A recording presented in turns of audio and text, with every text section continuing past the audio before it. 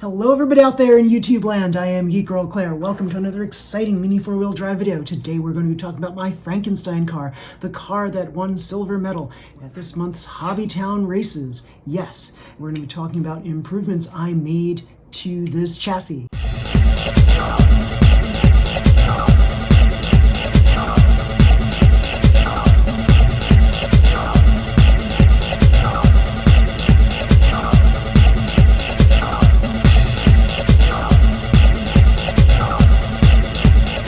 See here, this is my Thunder Zero car. This is what I referred to as my Frankenstein car because I held it together with so much tape and it still managed to pull off a silver medal win in this month's Hobbytown races. Hobbytown in Toms River. So I replaced various things on this car to make it even better. So this was actually my second fastest car for the longest time, second fastest in the Tune class races. Pango here was actually my fastest car, but right after my Hobbytown races, I decided, let's see what we can do to make this car better.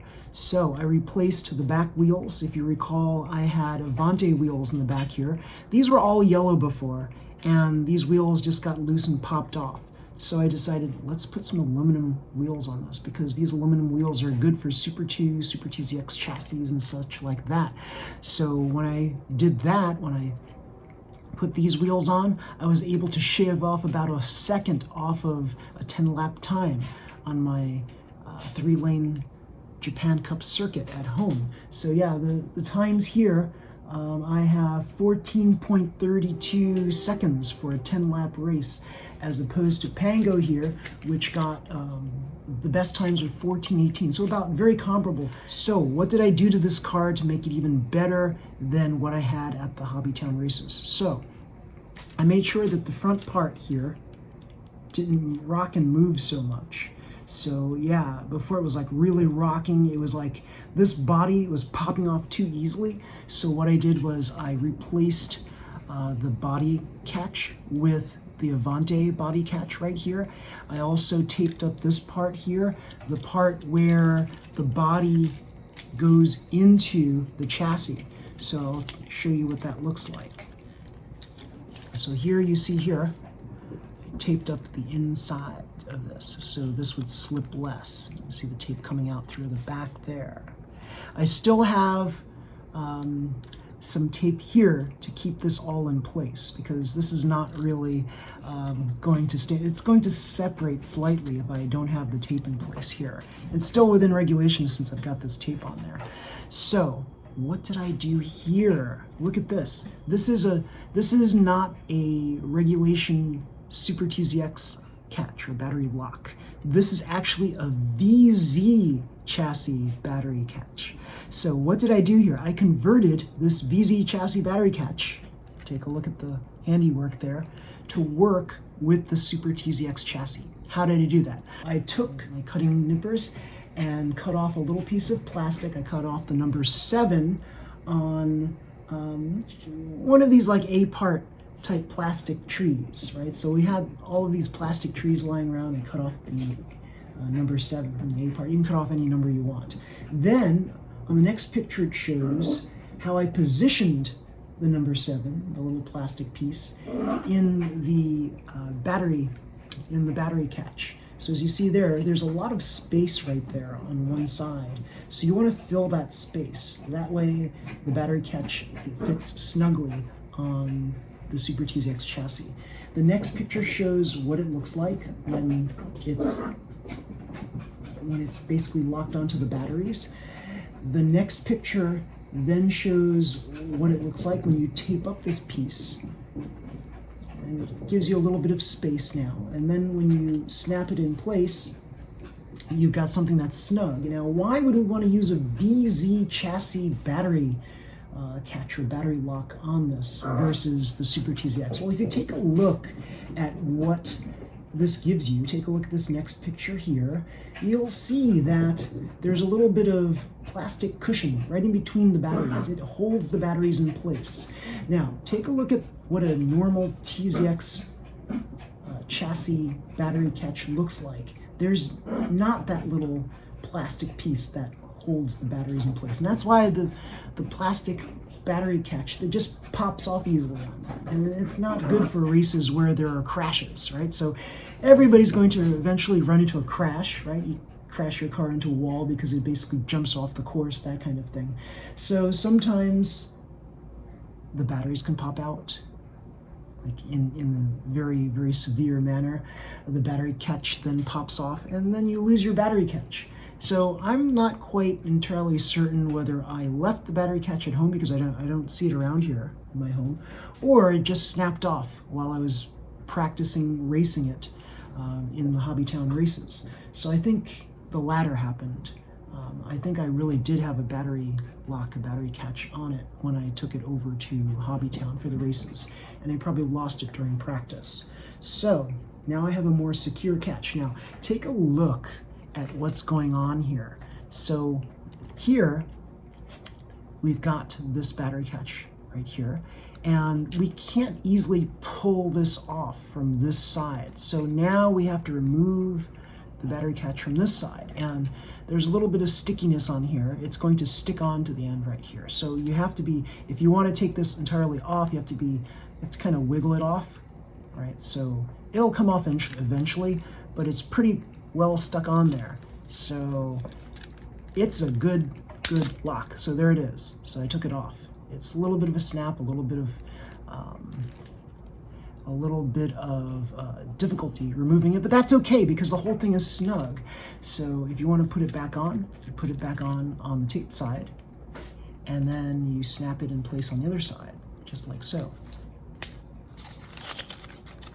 And you see here, just like the picture showed you before, there's that little extra cushion. So I'm going to show you the other side of this to show you what I mean by the cushion.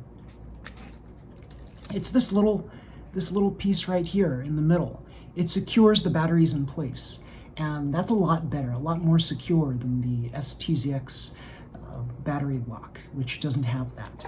So yeah, this keeps it very nicely in place. And this modified catch is pretty darn cool. It stabilizes this whole thing right here. So, and that's what you want. You want this whole thing to be as stable as possible.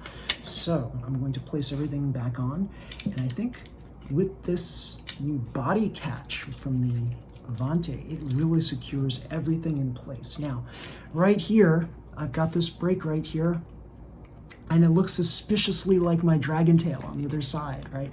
So I'm gonna call this, for lack of a better word, a double dragon tail.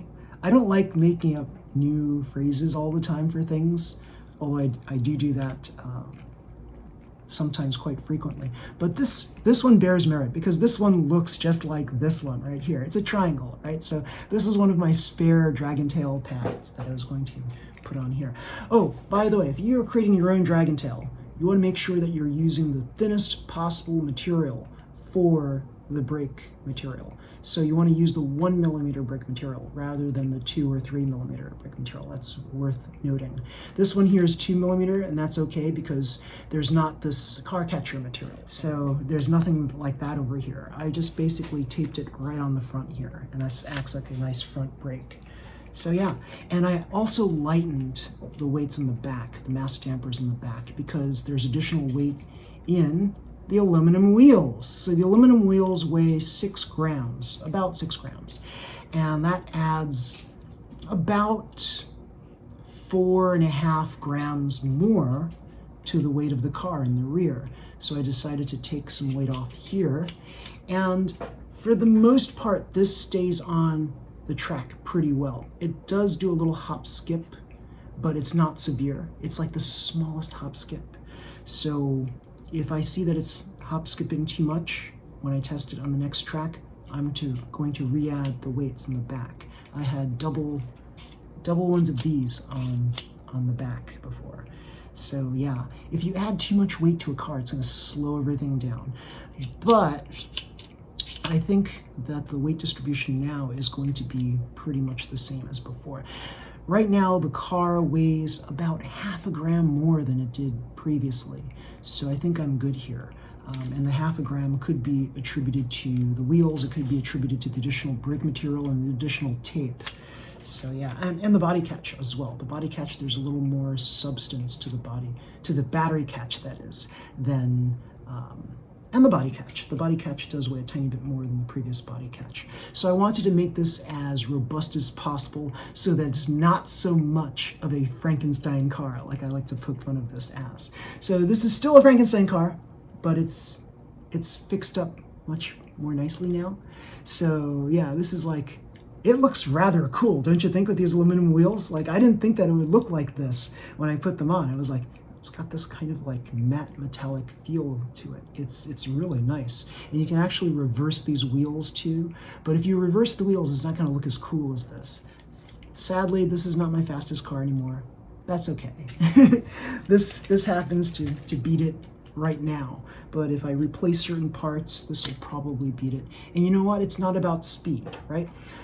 The Mini 4-wheel drive hobby, it's about trying to keep your car on the track and make it go as fast as possible. I'm going to say right now that I'm not an expert. I'm just a super enthusiast. So I do have a lot of cool information to share with all you guys. So if you like this video, please slam the like button, subscribe to my channel, and you'll see more videos just like this one. I promise you there's going to be so much more cool stuff in the near future. So yeah, I'm going to be continuing these races that I'm doing at AAA Hobbies, at Hobbytown, and we're going to see where we go with this. Yeah, and you'll see my son from time to time. He also races these Mini 4-wheel drive cars. He's pretty good at what he does. So yeah, he's got a lot of tips of his own that he can share too. So yeah, until next time, everybody, see ya. Bye.